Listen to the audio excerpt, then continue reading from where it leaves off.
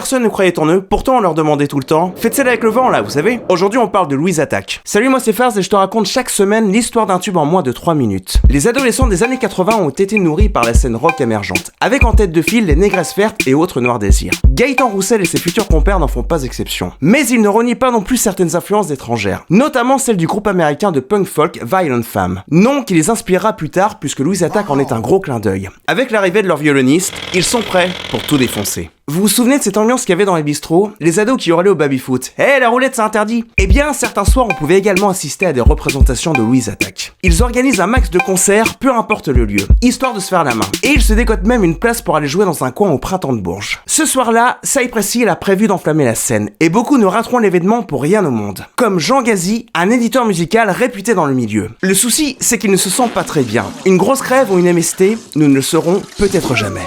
Tu veux voir la suite, Canaillou? C'est par là que ça se passe.